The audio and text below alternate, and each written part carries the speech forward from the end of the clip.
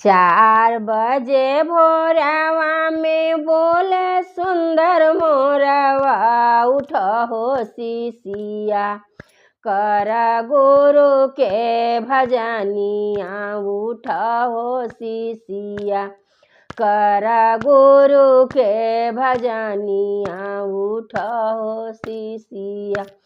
कैसे में उठी मोरवा तोर सुंदर बोलिया, बजला बानी ना अपना सासुरे ससुइया, बजला बानी ना अपन सासुरे ससुरावा, बजला बानी ना।